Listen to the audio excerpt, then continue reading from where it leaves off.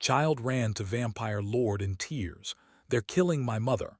His response shocked the kingdom. The wind carried whispers, and the air itself seemed heavy with dread. Somewhere in the distance, the hollow tolling of the city bell echoed through the night, marking the hour of judgment. Elara ran, her small feet striking the stones with urgency, her breath coming in ragged gasps. Clutched tightly in her hand was a locket, warm against her palm, the only thing left of her mother. "They're coming," she gasped, glancing over her shoulder. The torches of the king's soldiers flickered in the distance, moving like a dark tide through the streets. Their armor clinked as they marched, a sound that made her stomach twist with fear. Her mother had told her to run if the soldiers ever came. She had begged Elara to survive, to find the one being everyone feared, the vampire lord Caliph. Elara didn't know what he would be like. She had heard the stories whispered in hushed tones. A man or monster of incomparable power, immortal and cruel, feared by all. Yet in her desperation she had no choice. Her mother's life depended on her courage, fragile as it might be. The wind howled through the streets, tugging at her cloak and whipping her hair into her face. She stumbled once, but her resolve carried her forward. Her mother's face, pale and anxious, haunted her mind. She remembered the softness of her hands, the way her eyes shone when they spoke of hope. Now that hope rested entirely on a vampire whom she had never met. The path led her out of the city and toward the cliffs, where the dark fortress of Caliph loomed. It rose like a shadow against the red moon, towers stretching toward the sky as if daring the heavens to strike it down. The village elders called it cursed, a place where light dared not linger. But for Elara, it was the only sanctuary left. She reached the edge of the cliffs, the wind tearing at her small frame. Below, the waves of the Black Sea thrashed against jagged rocks, a constant reminder of the dangers surrounding her. And there, in the shadows of the tallest tower, Caliph appeared. His form was as tall as a man could be, cloaked in darkness, his eyes glowing faintly red, reflecting the color of the blood moon. Even standing still, he commanded attention, a mixture of fear and fascination gripping anyone who dared to approach. Elara's legs trembled, but she forced herself forward. "Please, please help me," she cried, her voice cracking.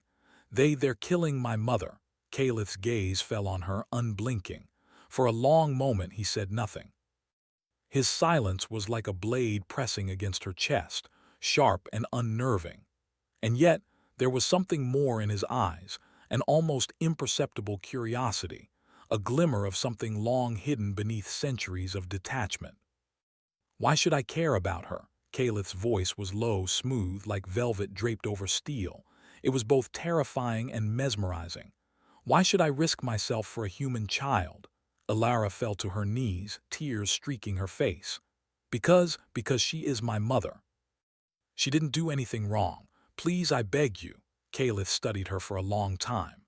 The wind tugged at his cloak, the red light of the moon bathing him in an otherworldly glow.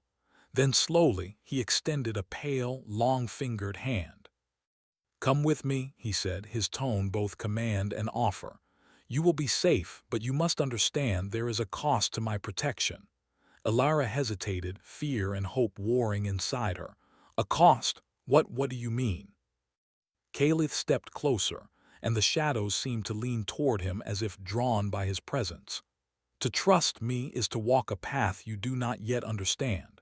There are dangers in every corner of this world, and I am not a man to be trifled with. If you follow me, you may find safety, or you may find the price of your choice."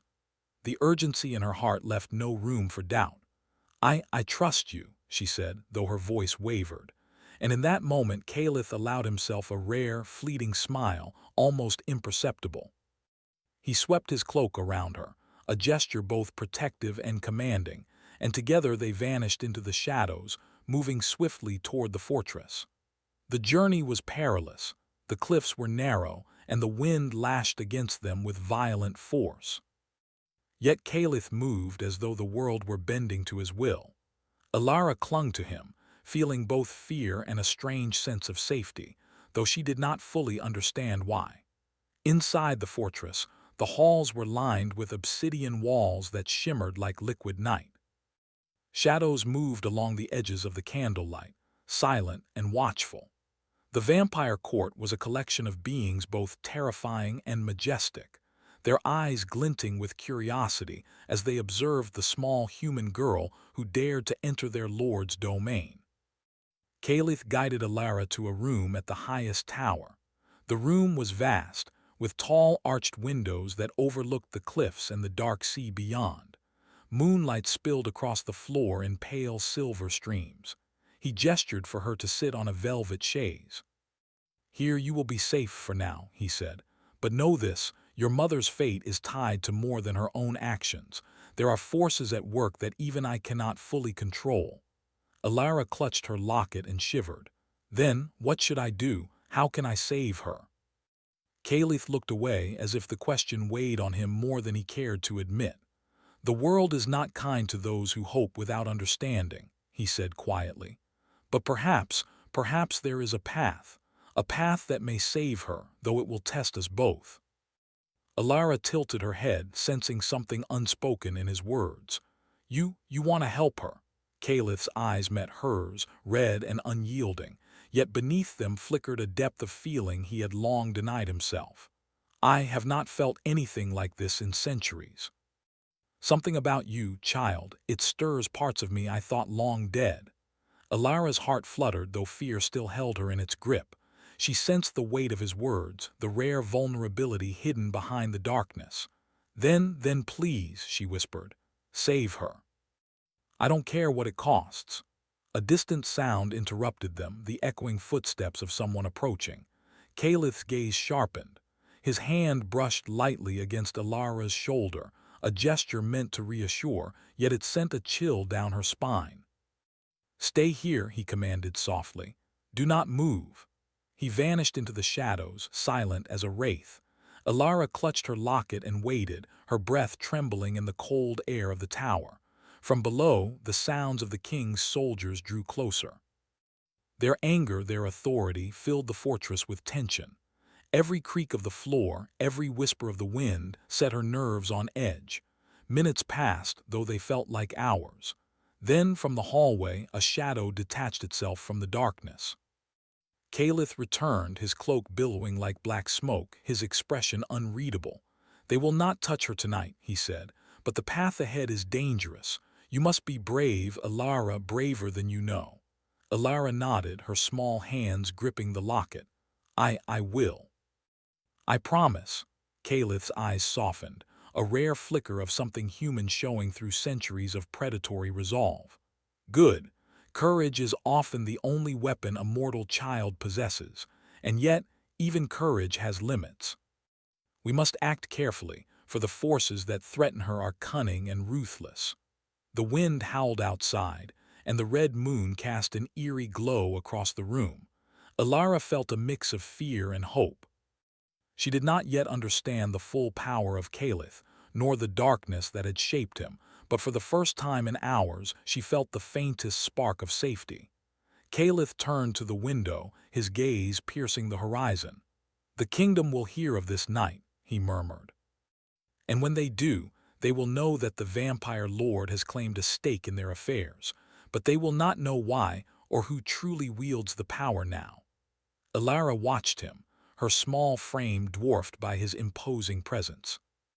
There was a magnetic pull in the way he moved, a combination of danger and protection that left her heart racing. She could not deny it. Though he was fearsome, she felt a strange connection, a bond that seemed older than the night itself. The wind outside intensified, whipping through the towers like a warning. Caliph's red eyes glowed as he turned back to her. "Rest, child. You will need your strength. Tomorrow we begin the true journey. And know this, the decisions we make will shape more than just your mother's fate. They may change the destiny of the kingdom itself." Alara swallowed hard, a mixture of fear and resolve tightening her chest. She nodded, her small fingers clutching the locket as she tried to absorb the weight of his words. She did not fully understand what lay ahead, but one thing was clear. She had placed her trust in the most dangerous being in the land, and there was no turning back. Calith's shadow stretched across the floor as he moved to the door, pausing to glance at her one last time.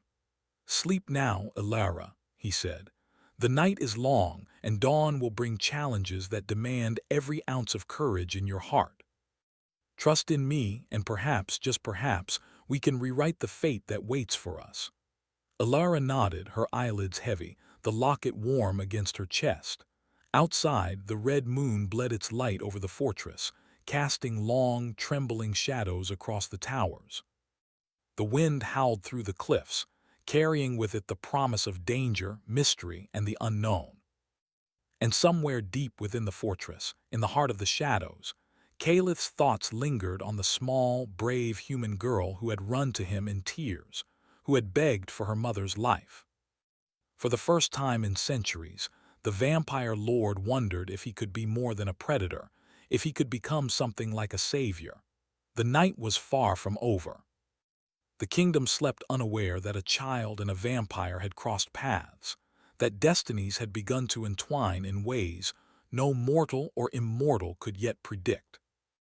And in the deepest shadows of the fortress, Calith prepared for what was coming, aware that the choices made tonight would echo across the lands, and that the smallest human heart could awaken something neither of them fully understood. And so the first night passed, a night of terror, of hope, of bonds forged in shadows and tears, leaving both vampire and child poised on the edge of a world that would never again be the same. The first light of dawn barely touched the towers of Calith's fortress, but inside the obsidian walls, shadows held their ground. Elara had spent a restless night, tossing and turning on the velvet chaise, the locket pressed to her chest as if it could shield her mother from harm. Outside, the wind howled across the cliffs, carrying with it the cries of the distant city. Somewhere beneath the fortress, the kingdom stirred, but here, in the heart of darkness, the rules of mortals did not apply. Calith did not return to her side until mid-morning. When he appeared, the shadows seemed to cling to him, swirling around his tall figure like a living cloak. His eyes, glowing faintly red, found hers immediately. "You are awake," he said simply. There was no judgment in his tone, only observation, as though he were measuring her strength against the day to come. Elara rose to her feet, brushing the dark hair from her face. "I couldn't sleep," she admitted softly. "I keep thinking about my mother. About the soldiers." Her voice trailed, heavy with fear. Calith's expression softened, though only slightly. He gestured for her to follow him down a winding staircase, the walls shimmering with an unnatural light that seemed to pulse like a heartbeat. "You will not remain here idle," he said.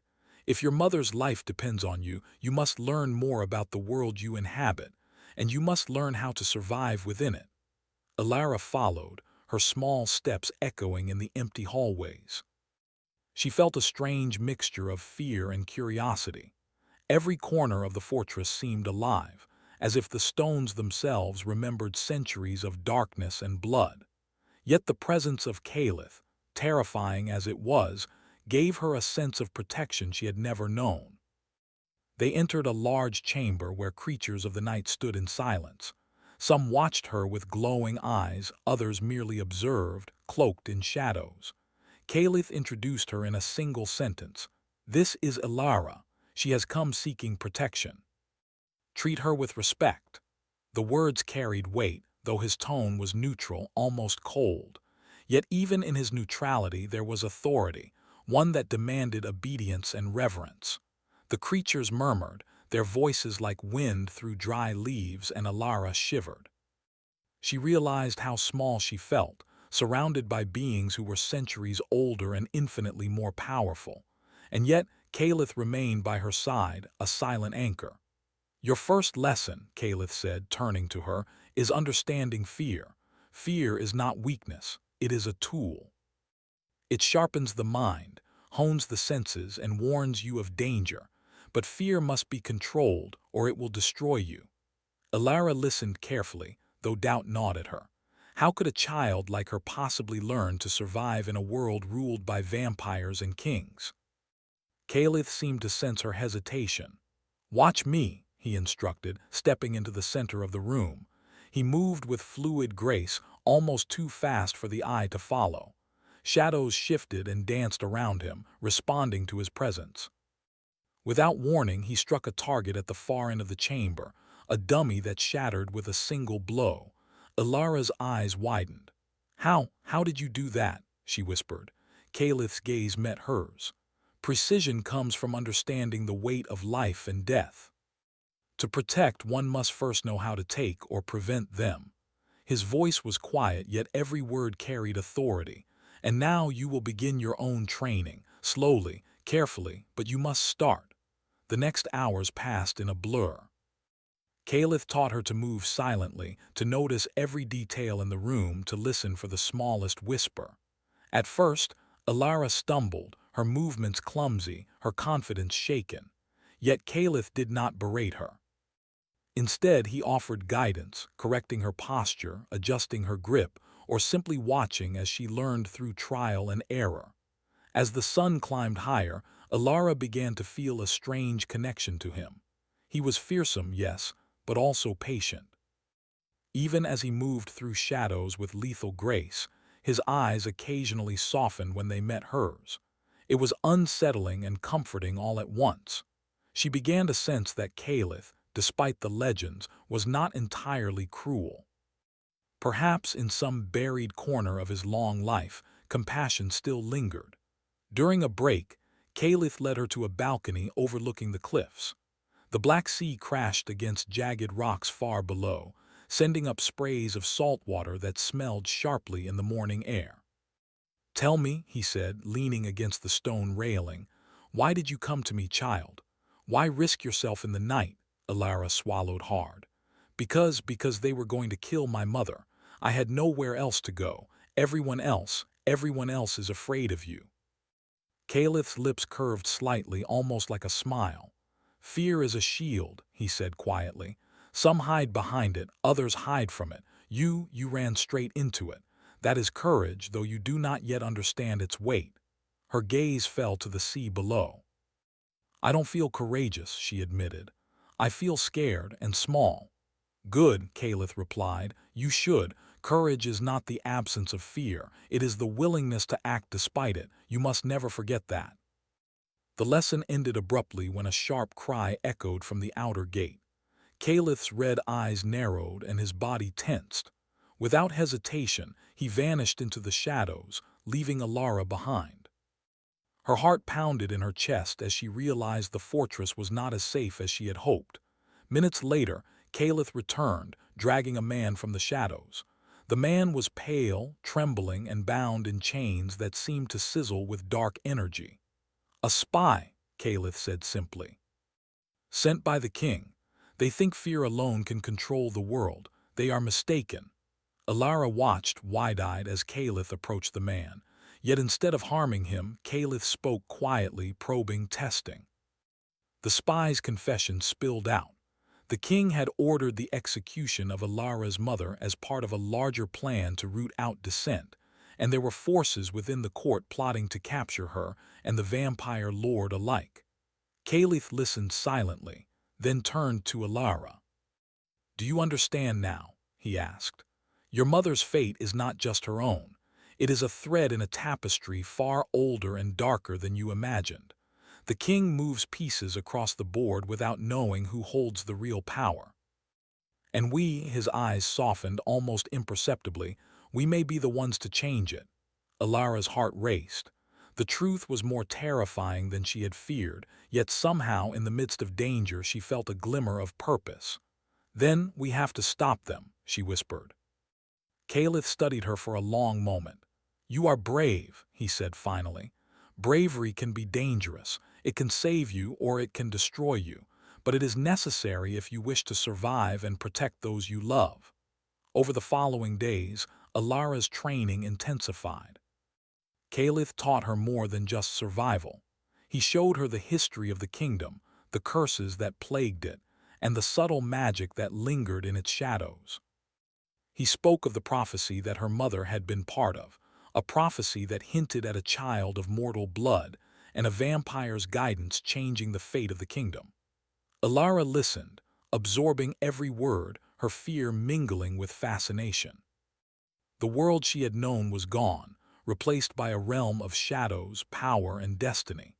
And in the midst of it all, Caliph remained both her teacher and her protector, a figure terrifying yet magnetic, his presence commanding both respect and a strange sense of safety.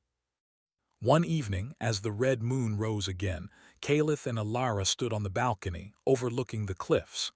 "The king will not stop," he said quietly. "He will send more soldiers, more spies, more hunters, and one day they may come for you directly." Alara turned to him, her eyes filled with determination. "Then we will be ready," she said. "We have to be." Caliph's gaze lingered on her, and for the first time he allowed a trace of emotion to show. "Perhaps," he murmured. "But be warned. Even the strongest resolve can break under the weight of what is coming, and there are forces in this kingdom that are older and darker than even I can predict." A sudden scream echoed from below, slicing through the fortress. Caliph's eyes blazed red, and his body tensed like a predator ready to strike. Without a word, he moved toward the source, and Alara, though frightened, followed. What they found was a group of soldiers attempting to breach the lower gates, unaware that they were walking into the domain of the vampire lord. Caliph stepped into the moonlight, his presence overwhelming, his eyes glowing with a crimson fire. The soldiers faltered, their courage crumbling in the face of the being they had been taught to fear. Caliph's voice rang out, deep and commanding. "Leave now, or face consequences that will haunt your kingdom for generations." The soldiers hesitated, terror plain on their faces. Then slowly they retreated, fleeing back toward the city. Caliph turned to Alara, his expression unreadable. "Do you see now?" he asked. "Fear alone cannot rule the world. Power must be wielded with wisdom, and courage must be tempered with understanding." Alara nodded, her small hands clenched around the locket. She felt both exhilaration and exhaustion. The fortress, the training, and the revelation of the king's plots had transformed her fear into something sharper, something stronger. She knew the journey ahead would be perilous, but she also knew she would not face it alone. That night, as the red moon dipped behind the horizon, Alara lay in the same chaise, exhausted but alive. Caliph stood by the window, watching the cliffs and the dark sea beyond. His thoughts were distant, a swirl of past regrets and newfound purpose.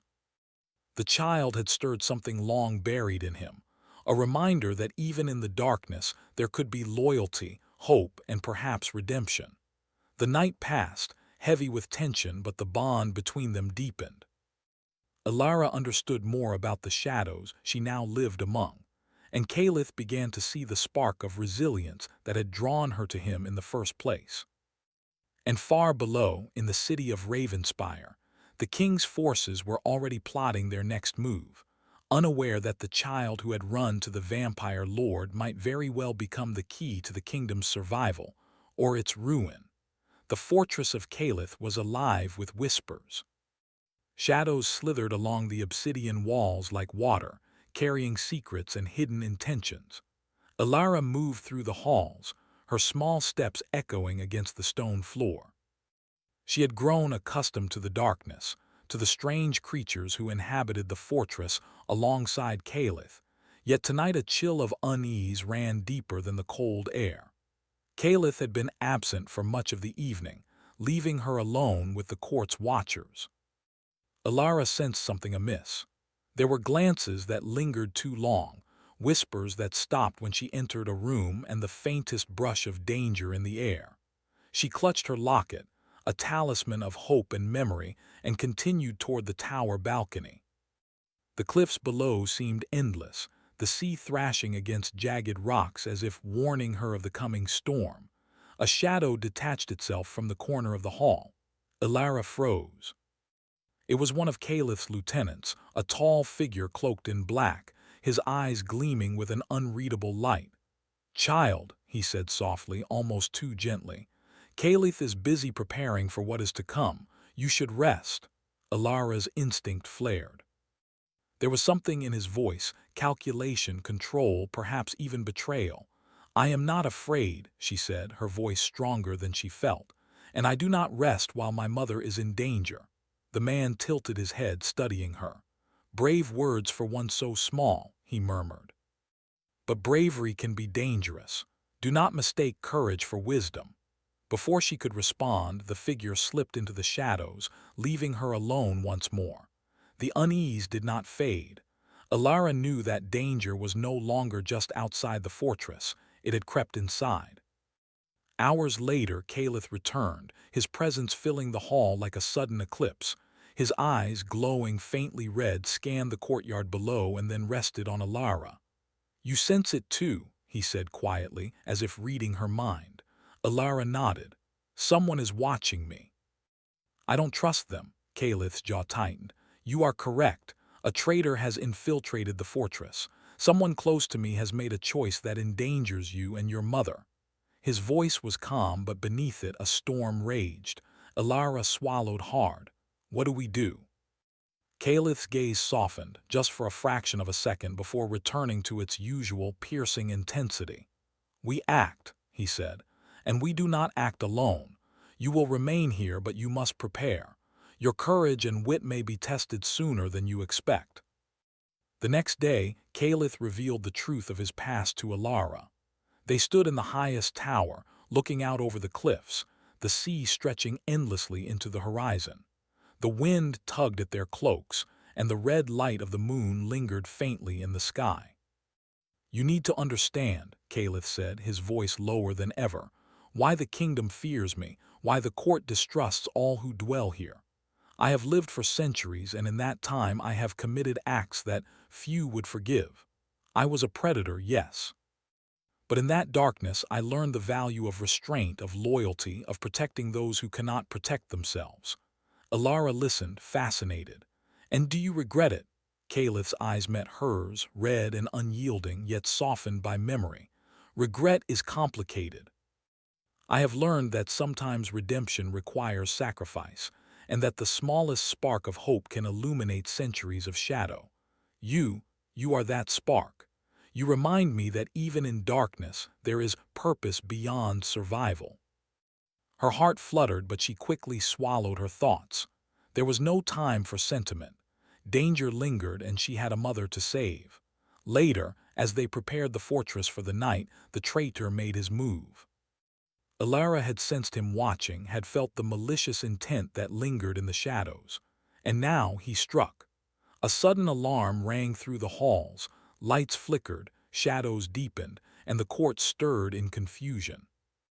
Caliph appeared immediately, moving like a shadow himself, cutting through the chaos. Alara followed, her heart racing, trying to keep up. The traitor had captured one of the lower gates, intending to open it to the king's soldiers. You must remain here, Caliph commanded, his voice a mixture of authority and concern, but Alara shook her head. I can help. I know the corridors, I can. You are still learning, Caliph interrupted, gently but firmly. Courage alone will not save you if you are reckless. Alara's shoulders slumped, but she obeyed, retreating to the balcony.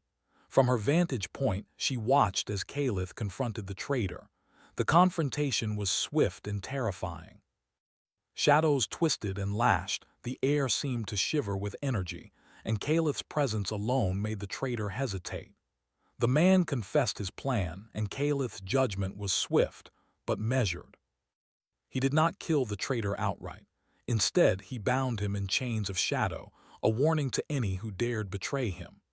Alara exhaled slowly, relief and awe mingling in her chest. The danger had passed for now, but the truth lingered. Even within the fortress, betrayal could strike. And Caliph, despite his power, was not invincible. As night fell, Caliph approached her again. They stood on the balcony, the cliffs bathed in silver moonlight. You have observed much tonight, he said. Tell me, child, what have you learned? Alara thought carefully. I've learned that courage is not enough, that trust is fragile, and that even someone as terrifying as you can choose to protect rather than destroy. Calith's eyes softened in a way she had rarely seen. "Yes," he murmured, "protection is a choice, and it is a difficult one. But sometimes the choice defines more than the moment, it defines who we are. You are learning this already. That is why you are important." Alara's chest swelled with a mix of pride and fear. She understood now that her journey was not just about saving her mother. It was about discovering her own strength, about navigating a world of shadows and power, and about learning to trust the most unlikely ally. Days turned into nights and the bond between them deepened. Caliph taught her not just survival, but strategy, observation, and patience. Alara began to understand the subtleties of power, the quiet influence that could turn allies into enemies, the weight of a word, the danger of a glance. Yet even as she grew stronger, she sensed the tension in Caliph's own heart. There were moments when he would stare out at the cliffs, lost in thought, shadows of past regrets crossing his face. And sometimes, when he thought she was not looking, a flicker of vulnerability softened his gaze, a reminder that beneath his centuries of darkness, there remained a soul capable of feeling. One evening, as a storm gathered over the sea, Caliph led Alara to a hidden library deep within the fortress. Ancient tomes lined the walls, filled with the history of the kingdom, the curses that lingered over it, and the prophecies that had long been whispered in secret. "Knowledge is as powerful as any weapon," Caliph said, lighting a candle that cast dancing shadows across the room. "If you wish to save your mother, if you wish to survive, you must understand the world as it truly is."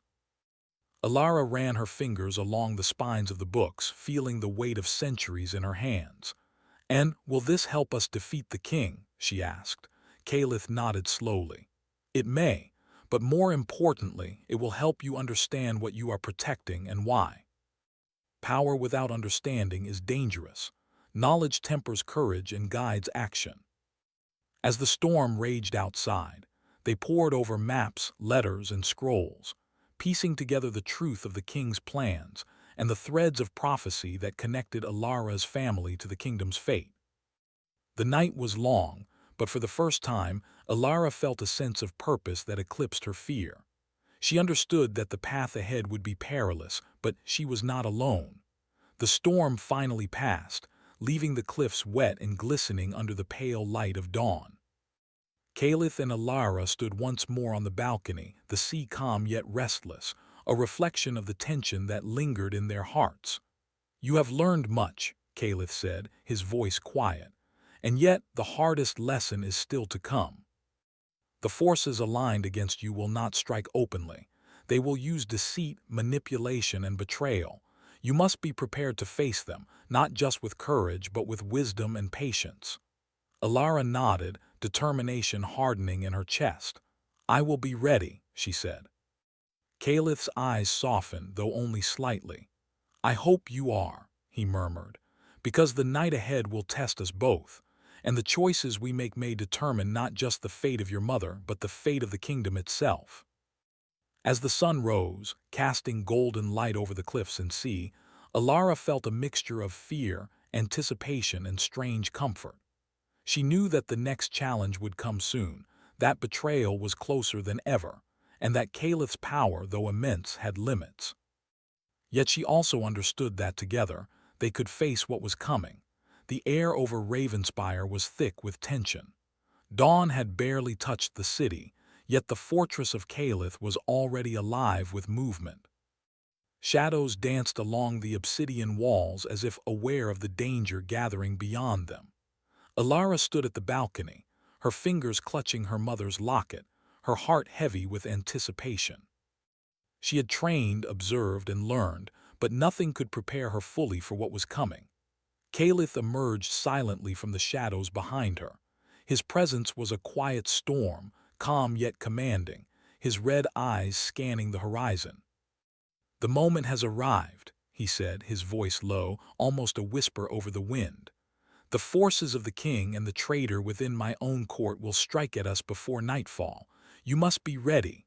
Alara nodded, her resolve hardening. I am ready, she said, though the truth was she was terrified. Every instinct screamed to run, yet she could not abandon her mother, or the path she had chosen. Calith's gaze softened, a fleeting glimpse of the man beneath the legend, and he reached out, brushing a strand of hair from her face. Good, he murmured. Bravery is only part of what will see you through. Trust, strategy, and courage in the darkest moments will define the outcome. The first sign of attack came in the form of a whisper, a distant sound that carried across the cliffs and into the fortress. Calith's head snapped toward the noise, his senses alert. They are here, he said, and in a blink, shadows enveloped him as he moved to confront the intruders. Alara followed, her small steps quickening, though Calith's presence allowed her to move with confidence rather than fear. Together they descended through the winding halls, the fortress alive with motion. Creatures of the night took their positions at his command, silent and precise, their eyes glowing in the dim light. The enemy struck with precision, but Calith was prepared. Shadows lashed like living serpents, striking the soldiers with force that left them disoriented and terrified. Alara watched, awestruck, as the vampire lord moved with unparalleled grace, his every movement a blend of speed, power, and strategy. She could feel the weight of his presence in her chest, a mixture of fear and something more, something unspoken yet undeniable. Yet even as the first wave was repelled, Alara sensed another danger. The traitor from the court had moved unseen, slipping through corridors to reach her mother's hideout. Her instincts flared, and she ran, heart pounding, calling Calith as she went. Calith appeared instantly, emerging from the shadows like a phantom. "This way," he commanded, and together they moved through secret passages, the fortress bending around them as if alive. Alara's courage surged. She realized now that fear was not her enemy, it was her guide, sharpening her focus and resolve. They arrived at the chamber where her mother was held. Soldiers had cornered her, their weapons raised, but Calith's presence was overwhelming. "Release her," he said, his voice carrying the authority of centuries. Shadows twisted around him, pressing against the soldiers with invisible weight, and the room fell into tense silence. The traitor stepped forward, a smug expression on his face. "You cannot win," he said. "The king's power is greater than yours. The child is meaningless against the throne." Calith's eyes glowed brighter, red flames illuminating the darkness. "You underestimate what this child represents," he said, his voice both calm and terrifying. "And you have underestimated me." In an instant the shadows surged forward. The soldiers staggered back, their weapons clattering to the floor. Calith moved with precision, disarming them without harming them, his control absolute. The traitor attempted to flee, but Alara, guided by instinct, intercepted him. With a mixture of courage and cunning, she blocked his path, forcing him to confront her. "Why are you doing this?" he spat, eyes wild with fear and anger. Alara met his gaze, her own trembling but resolute. "Because my mother's life matters," she said. "And because no darkness, no matter how strong, can break courage that is willing to fight for love." The traitor faltered, realizing her determination was unshakable. Before he could react further, Calith appeared behind him, shadows wrapping around his form like a living barrier. "You are defeated," Calith said simply, "and your actions will be remembered as a lesson in loyalty and consequence."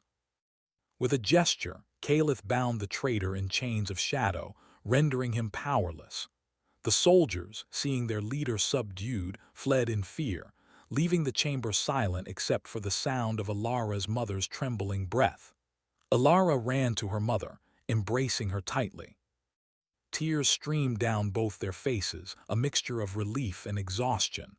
"I thought I had lost you," Alara whispered. Her mother held her close. "You were so brave, my child," she said, "braver than I ever imagined. And you found the one being I never thought would care." Calith stepped back, watching the reunion with an unreadable expression. For a brief moment, the centuries of darkness that had hardened him seemed to soften. He approached Alara slowly, and she looked up at him, her heart racing. "You have done well," he said, his voice low but gentle. "You have faced fear, betrayal, and danger, and you have not faltered. That is rare, even in centuries of existence." Alara felt a strange warmth at his words. "I couldn't have done it without you," she admitted softly. "You taught me how to see the truth, how to fight, how to protect those I love." Calith's eyes softened in a way she had rarely seen. "And you have reminded me that even in darkness there is light worth protecting." The moment was interrupted by a sudden noise, another group of soldiers approaching, this time larger, stronger, determined to seize the fortress. Calith's gaze hardened, the red glow returning to his eyes. "The night is not over," he said. "We must finish what we have begun." Alara's fear returned, but it was tempered by courage. She knew now that she was not powerless. Together, they moved through the fortress, a united force against the kingdom's aggression.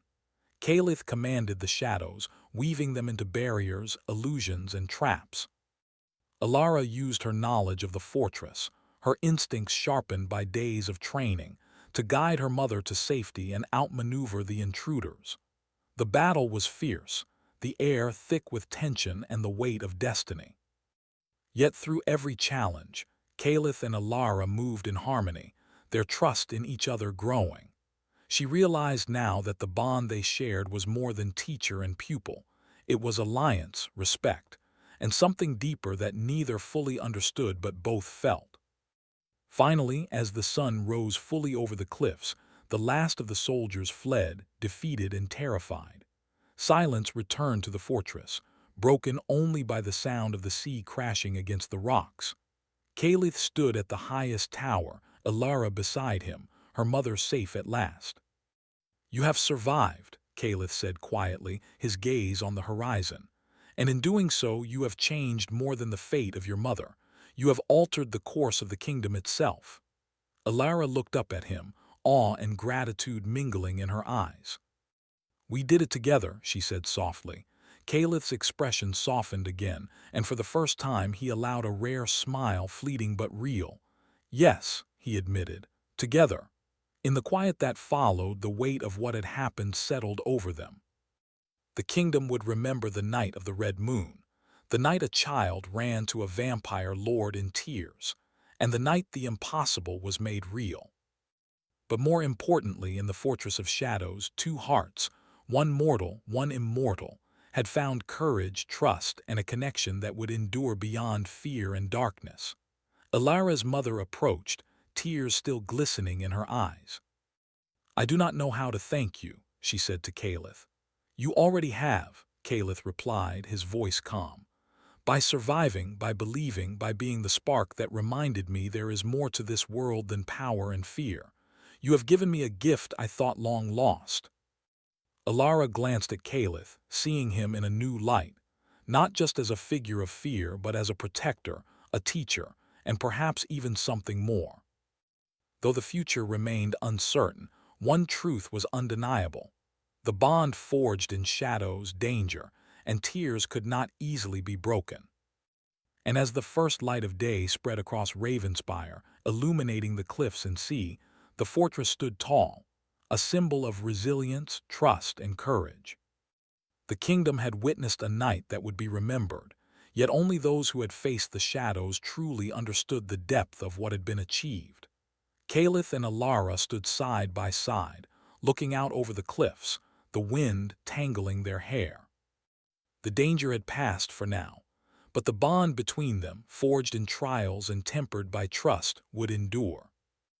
And in that quiet moment, amidst the rising sun and the whispers of the sea, the vampire lord and the child who ran to him in tears understood that even in the darkest night, light could be found and hearts could be transformed.